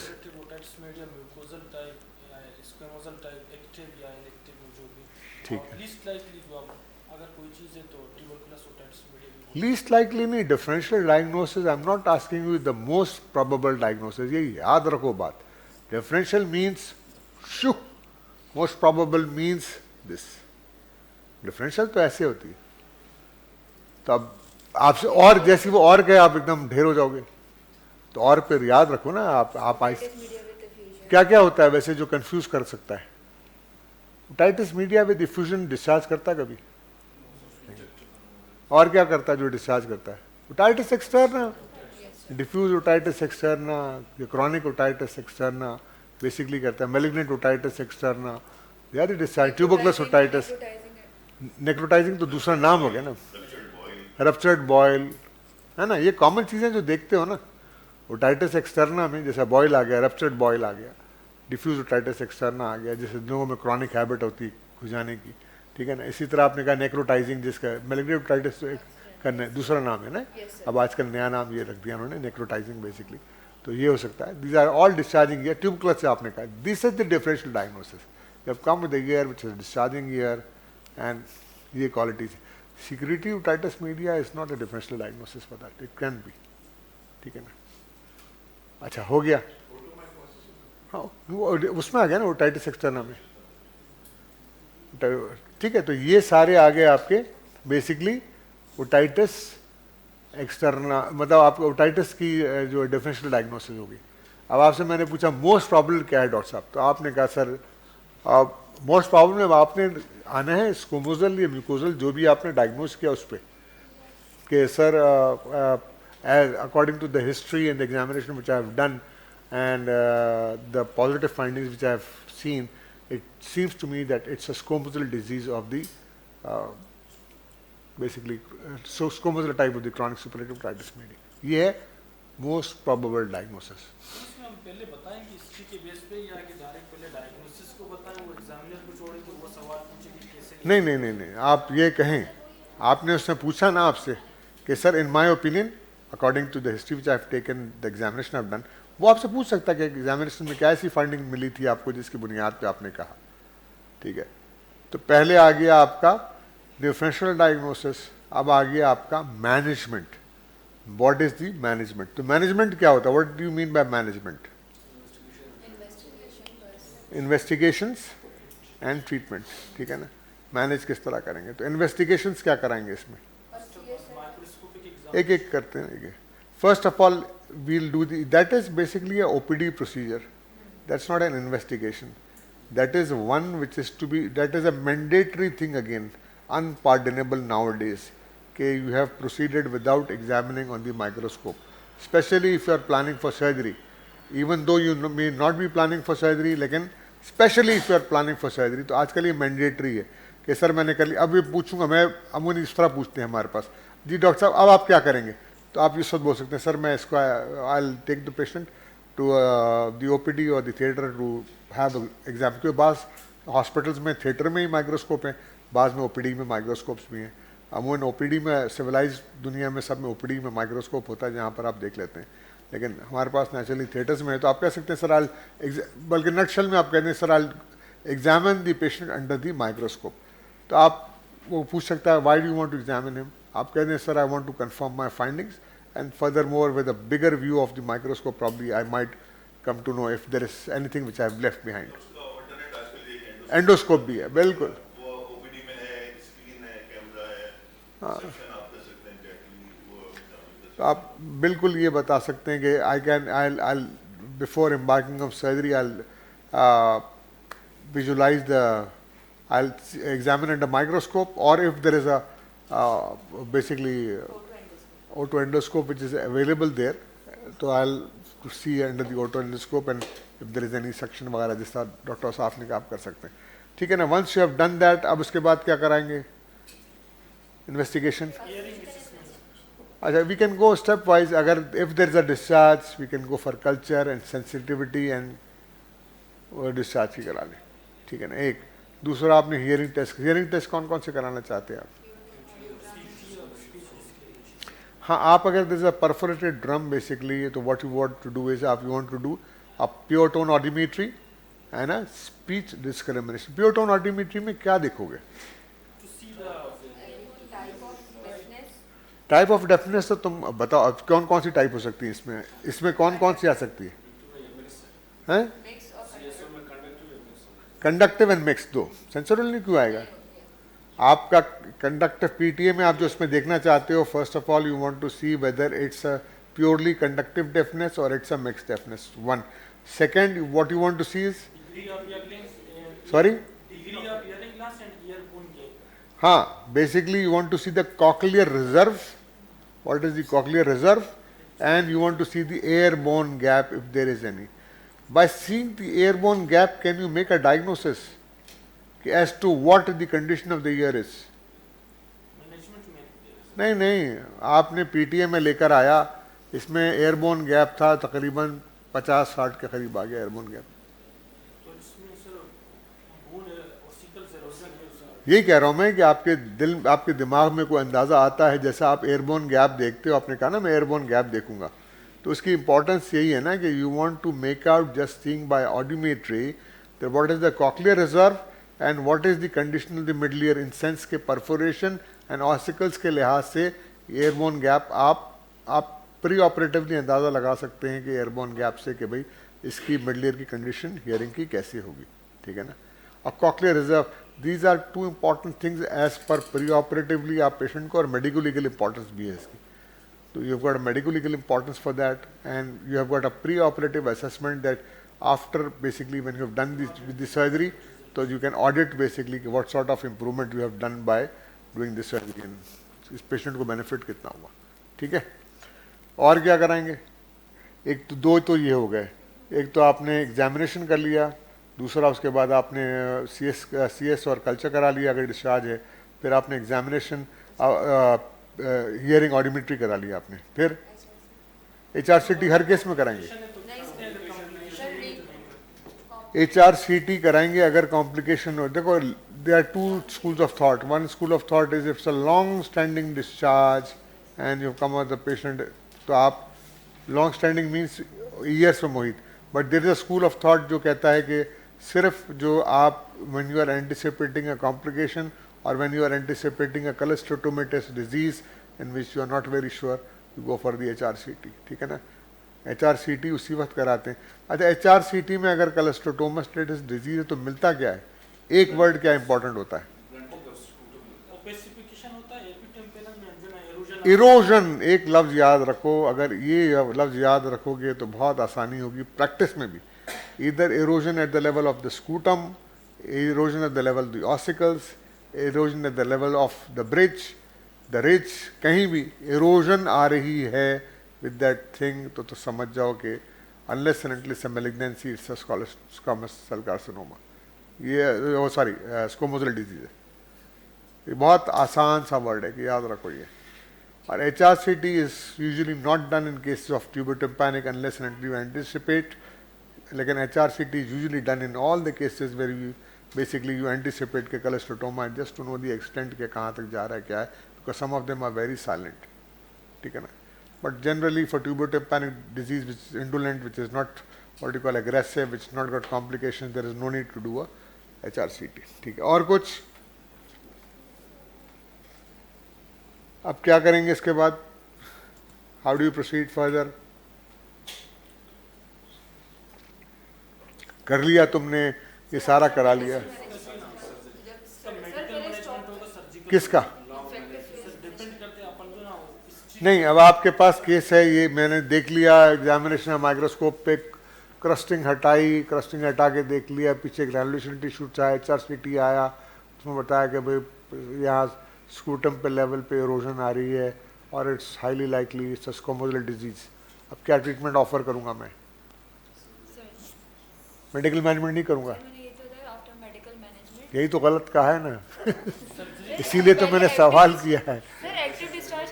no, in cholesteatomatous disease, once you have diagnosed that it's squamosal cholesteatomatous disease, the answer is surgery, nothing less than that, nothing less than that. Surgery से पहले अगर हाँ। बहुत ज़्यादा एक्सटेंसिव डिस्चार्ज है, हाँ।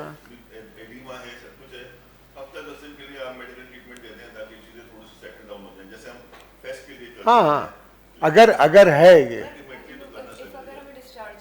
नहीं, डिस्चार्जिंग वैसे है और कुछ आपको कोई एडिमा या कोई ऐसी चीज़ एक्टिव कोई आपको वो नहीं नज़र आ रहा, तब तो आप कर दें। नॉट एवरी डिस्चार्ज, सिर्फ ये कि थोड़ा सा एग्रेसिव एडिमा हो गया बहुत ज़्यादा, मिड ईयर इन्फ्लेम्ड है, आपको नज़र आ रहा है, कान आपको नज़र आ रहा है कि यहाँ पर इन्फ्लेमेशन आ रही है, पोस्ट ऑरल आप टेंडरनेस भी महसूस कर रहे हैं, आपको लग रहा है कि यार कोई एक्यूट इन्फेक्शन भी चल रहा है, तो आप इंजेक्टेबल एंटीबायोटिक्स पर रख दें और उसके बाद फिर कर दें। But not in every ear that you need a medical management. जैसे ट्यूबर टेम्पैनिक में होता है ना, why do you do a tubotympanic में क्या प्रोटोकॉल है उसका? अब आप जैसे मेडिकल मैनेजमेंट कह रही थी, अब स्क्वामोजल डिजीज में हमारा कंफर्म हो गया कि जैसी आया हम क्या करेंगे, हम सर्जरी करेंगे, नथिंग लेस देन। सर ये कि हम जो है ना इसको मेडिकल मैनेजमेंट पे रखते हैं, अगर ड्राई हो गया फिर पेशेंट को भी कहते हैं कि जो है ना या तो कंजर्वेटिव पे रखते हैं। अंडरलाइन कॉज है उसे एड्रेस करेंगे। अच्छा, first of all you need to see if there is some sort of upper respiratory cause that is causing that. You need to correct it, be it adenoids, be it tonsils, be it a deviated septum, be it nasal polyp, whatever the exacerbating cause in the upper respiratory is present, you want to clear that cause first before embarking on any surgical procedure. And medical management can start along with that. Medical management, you can start medical management, and then on one hand you started the medical management, on the other hand what you have done is you are trying to eradicate the cause which is present in the upper respiratory tract, be it a tonsillitis, be it adenoids, be it deviated septum, nasal polyp, whatever. ठीक है? On one side you are doing that, and the other side you are doing a medical management. If your ear is dry, there are two schools of thought. One school of thought says के 6 हफ्ते, एक school of thought है वो कहता है 6 महीने, 6 months, ठीक है ना, कि ड्राई ईयर होगा तो उसके बाद आप basically you can plan a some sort of basically tympanoplasty, ठीक है ना। What exactly do you mean by tympanoplasty? Eradication of the disease from the middle ear cleft with or without reconstruction of the hearing mechanism. ठीक है, ठीक है, that's the right definition कि जैसा सब समझते हैं tympanoplasty is the reconstruction with और विदाउट रिकंस्ट्रक्शन। मैंने ऑस्टिकल्स या टेम्पैनिक मेम्ब्रेन दोनों को विद और without, that's the definition which Scott Brown ने जो दी हुई है, यही डेफिनेशन, ठीक है। अच्छा, अब इसकी टाइप्स तो हम डिस्कस नहीं करते, लेकिन आपका एम, आप पेशेंट से काउंसलिंग क्या करते हो? क्योंकि आप जब भी किसी सर्जरी पे जाते हो तो you need a pre operative counselling, don't you? तो अभी वो तो मैं दूसरी बात करूंगा, ट्यूबर टेम्पैनिक एटिक्वेंट्रल में क्या काउंसलिंग करेंगे और ट्यूबर टेम्पैनिक में क्या काउंसलिंग करेंगे, और कितने मरतबा ट्यूबर टेम्पैनिक में अगर पेशेंट जो है वो आपका ड्राई ईयर हुआ 20 दिन, फिर उसके बाद दोबारा हो गया, फिर ड्राई ईयर हुआ, फिर दोबारा हो गया, उसमें क्या ट्रीटमेंट होगा, और जिसका ड्राई हो गया उसमें क्या ट्रीटमेंट होगा? बहुत ज़्यादा तो नहीं पूछ लिया मैंने? अच्छा बताओ। अच्छा, ये एक साहब आए जिसका कान बह रहा है 20 साल से ट्रीटमेंट लेते हैं, ठीक हो जाता है, फिर ख़राब हो जाता है 1 महीना खुश रहता है, फिर दोबारा बहना शुरू हो जाता है, नज़ला होता है, बहना शुरू हो गया। Cholesteatoma here उसमें हम पेशेंट को काउंसिल करें कि हमारा जो एम है eradication of the disease, to provide the safe ear and जो to provide the self draining ear, जो सेल्फ ड्रेनेज या सेल्फ ड्रेनिंग। ये पेशेंट को सेल्फ ड्रेनिंग समझ में आएगा? क्या बोलोगे? आपके कान में बीमारी है निकल गई है, निकालेंगे वट नहीं, उसको एक काउंसलिंग इंपॉर्टेंट होती है। क्या इंपॉर्टेंट है काउंसलिंग में? फेशियल नर्व तो अपनी जगह है, वो बोल सकते हो, बिल्कुल बोलना चाहिए। उसके अलावा हियरिंग क्या? हियरिंग हियरिंग बुरी हो जाए, नहीं वो तो बुरी हो जाएगी उसकी हियरिंग। तो हियरिंग को अब इसमें क्या ऑफर करते हैं? अब मैं उस पर दूसरे पे बाद में आता हूँ। What type of treatment do you offer when you have a squamosal disease? अब ट्रीटमेंट, सर्जिकल ट्रीटमेंट पेशेंट को क्या ऑफर करोगे? हाँ, mastoid exploration is no surgery. It's a vague term used by us surgeons just to mucosal की बात ही नहीं हो रही। मैं कह रहा हूँ कोलेस्टेटोमा वाला पेशेंट डायग्नोस हो गया, अब what's of surgery are going to offer? Modified radical master हर में हैं? आपने जो अभी केस बताया उसमें नहीं, एक मिनट ठहर, रिलैक्स। बहुत सारे जवाब। कहाँ होती है बीमारी? आर्टिक में होती है। तो the treatment depends on the extensiveness of the disease. If the disease is only restricted to the attic, you will do an atticotomy. If the disease is not restricted towards the attic, the second surgery that you can do is inside out mastodectomy. And if it's an extensive disease, क्योंकि सबसे अच्छा surgeon जो होता है ना, वो होता है कोलेस्ट्रोटोमा। कोलेस्ट्रोटोमा जैसा सर्जन मैंने नहीं देखा, जो इतनी अच्छी कैविटी बनाता है कि आप खोलते हैं और पक करके पूरी कैविटी बनी होती है, आप बस उसको उठा लें और पूरी कैविटी बना के रख रही होती है उसने।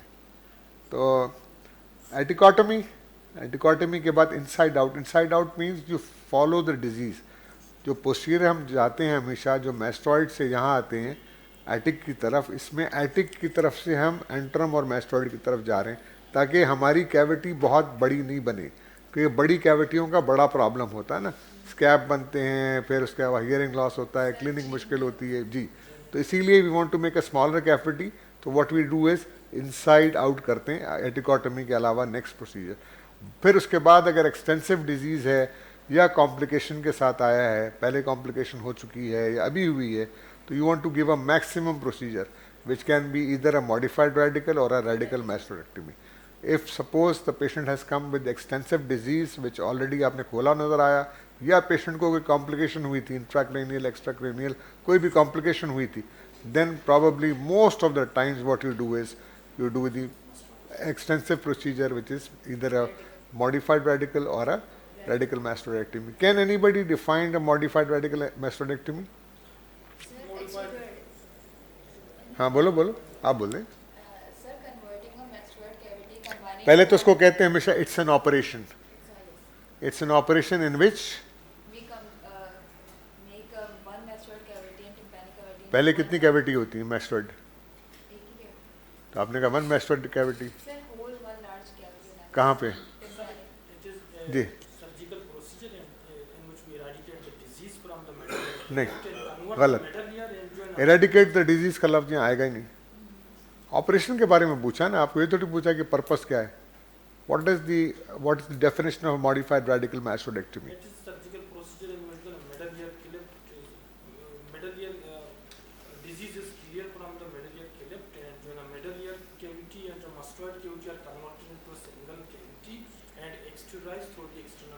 अच्छा सही है, लेकिन आपने बहुत इसको लंबा कर दिया। It's a canal wall down operation in which the mastoid air cell system and the middle ear cavity is converted into single cavity, exteriorized by doing a metaplasty. As simple as that. Our eradication of the disease from the middle ear and the eradication of disease from the attic and from the falana, you don't need to tell. You know, not we're talking about a procedure. It's an operation. किस किस्म का canal wall down operation है? Canal wall down क्या होता है? क्या होता है? डाउन होती है, उसको क्या कहते हैं? नहीं, उसको क्या कहते हैं? उसका दूसरा नाम क्या है पुसी कैनाल वॉल का? ब्रिज कौन सा होता है? औसाफ का फेवरेट सवाल है, ब्रिज एंड रिज।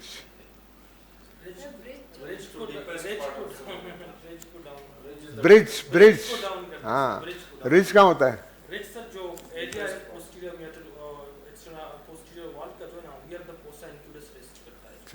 चलो ठीक है, सही है। तो अब जब आप सर्जरी करोगे तो what particular areas, if you are doing a modified radical surgery particularly, or you're doing an episiotomy, which particular area you want to highlight most कि वहाँ डिजीज रह नहीं जावे? Sinus tympani. और साइनस टेम्पनाई कहाँ होता है बताओ भाई, चलो अब तुमने कह दिया तो बताओ। साइनस टेम्पनाई तो अगर 100 ENT सर्जन है उसमें से 90 ने नहीं देखा कि साइनस टेम्पनाई है कहाँ। सभी कलम कहाँ होता है? मीडियल वॉल में है या लेटरल वॉल में है या सुपीरियर वॉल में? अच्छा, और पॉन्टिकुलस कहाँ होता है? पॉन्टिकुलस बिलो होता है, हैं? उल्टा हो गया।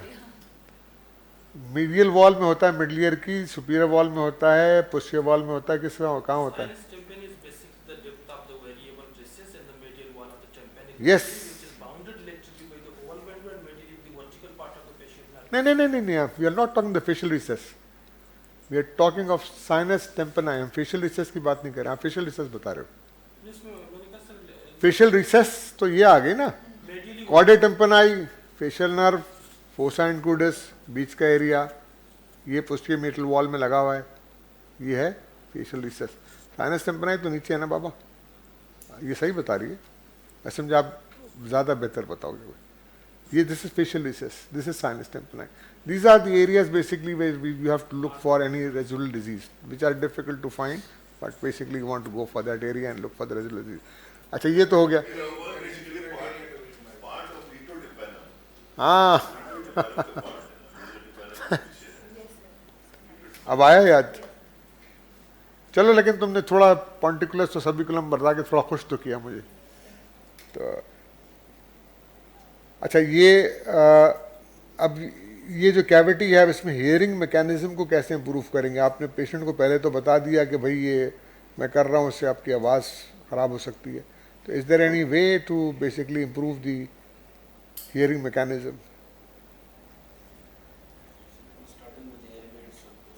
हियरिंग एड नहीं सर, जो अनइन्वॉल्व ओसिकल्स हैं उनको वो तो मॉडिफाइड रेडिकल हो गया आपका, अनइन्वॉल्व ओसिकल हो गया टेम्परिंग में। और क्या कर सकते हैं? कैविटी बड़ी होगी तो ज़्यादा प्रॉब्लम होगा, कैविटी छोटी होगी तो प्रॉब्लम ज़्यादा होगा। Big cavity big problems. ये इन्होंने कहा कि इसको कम करने के लिए क्या करेंगे? पोस्टीरियर जो मेटल वॉल है उसको रिकंस्ट्रक्ट करना चाहेंगे आप? नहीं, वो तो आपने गिरा दी यार। सर गिरा दी, उसके पास हमारे पास सर जो है ना वुंड डेस्ट का ऑप्शन है, जो एल्टी वुंड डेस्ट मैस्टर्ड ऑब्लिटरेशन टेक्निक्स करना चाहते हैं आप? उसके क्या क्या पर्पस होंगे आपके? कैविटी को सर इस्तेमाल करना है, कैविटी को छोटा करना है, छोटी कैविटी करना है। और कोई फ्लैप यूज़ कर सकते हैं, स्किन यूज़ कर सकते हैं, इसमें क्या कर सकते हैं? पालवा फ्लैप है। अच्छा, और एक औसाफ साहब भी फ्लैप करते हैं दूसरा, वो आप मेरे ख्याल से पोस्टीरियर ऑरिकुलर मसल लेके करते हैं ना? हाँ, आसान है। There is another flap. हाँ, तो पोस्टीरियर ऑरिकुलर लेके उससे भी फ्लैप लगा सकते हैं, पालवा फ्लैप डाल सकते हैं। You can cover that area. अच्छा, ये अगर ऑसिकल अब नहीं है फिर क्या कर सकते हैं? अगर ऑसिकल सिर्फ आपने मॉडिफाइड रेडिकल कर दिया, अब ये रेडिकल करके आप आ गए, अब पेशेंट को तो उसकी आवाज़ बिल्कुल बहरे जैसी हो गई।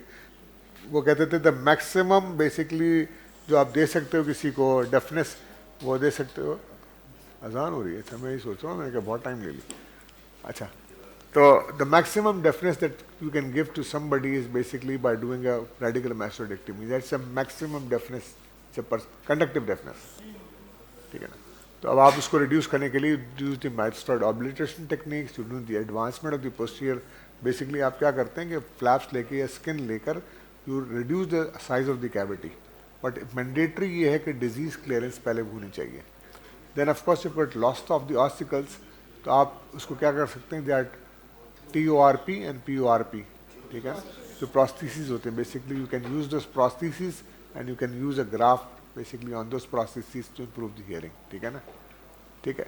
अब उसके बाद जो दूसरी डिजीज़ थी उसकी जो बात कर रहे थे हम, इसमें कॉम्प्लिकेशंस तो हमने बात कर ली ना कि कॉम्प्लिकेशंस क्या हो सकती है। सर्जिकल कॉम्प्लिकेशन क्या क्या हो सकती है? फेशियल नर्व इंजरी हो सकती है, फेशियल नर्व कहाँ इंजर होती है अगर बेसिकली? कॉमनेस्ट कहाँ होती है? सेकंड जीनू पे होती है, और it's more common in the horizontal segment rather than the vertical segment. और क्यों होती है ज़्यादा? क्योंकि अमूमन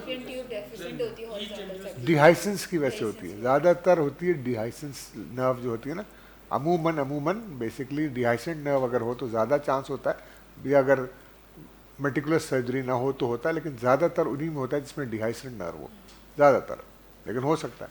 अच्छा, एक तो हो गया, और क्या हो सकता है? सिग्मॉइड साइनस हो सकता है, ड्यूरा हो सकता है, लैटरल सेमिसर्कुलर कैनाल हो सकता है, जो आप ठीक है, ठीक है। तो ये तो थ्योरेटिकल बातें, इसमें मैं डिटेल में नहीं जाऊंगा सब। अच्छा, अब आ जाओ ट्यूबो टिम्पैनिक पे। ट्यूबो टिम्पैनिक पे अब किस तरह ट्रीट करोगे? पेशेंट आ गया, आपने उसको पहले एक सिनेरियो है कि आपने दिया, कान खुश्क हो गया उसका, अब क्या करोगे? कान खुश्क हो गया, 6 महीने हो गए कान खुश्क हो गए, टिम्पेनोप्लास्टी करोगे। टिम्पेनोप्लास्टी करने से पहले क्या क्या देखना चाहते हो? आपने देख लिया एग्जामिनेशन, सॉरी स्टार्शन ट्यूब फंक्शन देखोगे, कॉक्लियर रिजर्व देख लिया, और उसके बाद ठीक है, कौन सी करते हैं आप, कौन सी प्रेफर करोगे, क्या कौन सी टेक्निक इस्तेमाल करोगे?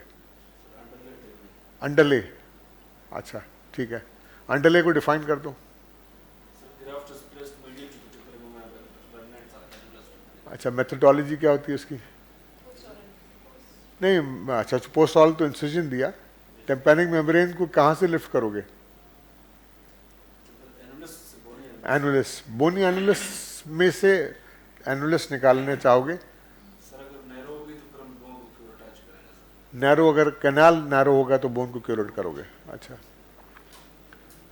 ठीक है, एनुलस पूरा होता है या डेफिशिएंट होता है?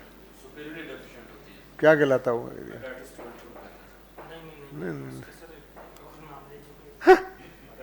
डाइटस एंट्रम तो यार वो सुराख है।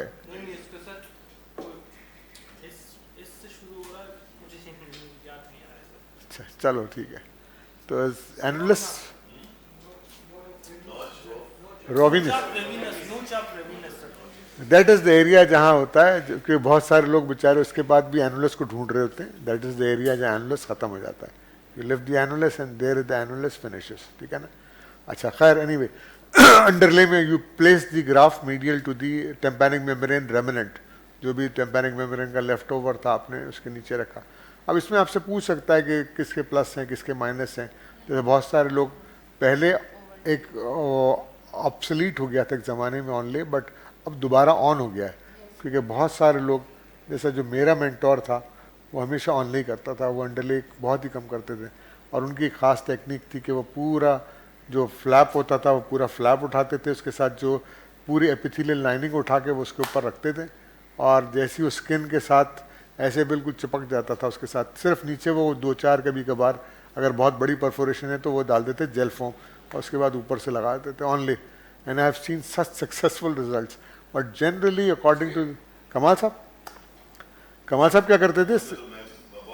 हाँ, वो पूरा रिम निकाल देते थे, ऐसा ना, रिम निकाल के सामने टक कर देते थे, जो सामने की वो आती है ना एरिया, जो उसमें वो एंटीरियरली ग्राफ को टक कर देते थे, और हैं इसके टक करने के बाद जो है, मतलब पीछे तक, मैंने ऐसे ऐसे बच्चे देखे जिनकी बहुत अच्छा खासा लंबा चौड़ा वो था, लेकिन बड़ा अच्छे रिजल्ट से कमाल साहब के। आप भी ऑनलाइन करते हैं ज़्यादा? आई डू, हाँ हाँ,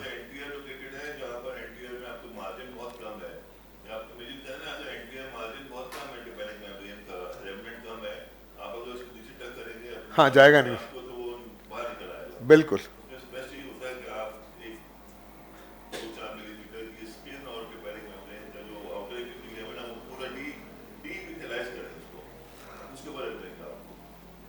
और ये आइडियल है, मैं बताऊं आपको, डी एपिथेलाइज करना मैंडेटरी है अगर, हाँ वो बनेगा, और सेकेंडली जैसा ना टेक भी बहुत कम हो जाता है, डी एपिथेलाइज करने में टेक बहुत ज़्यादा होता है।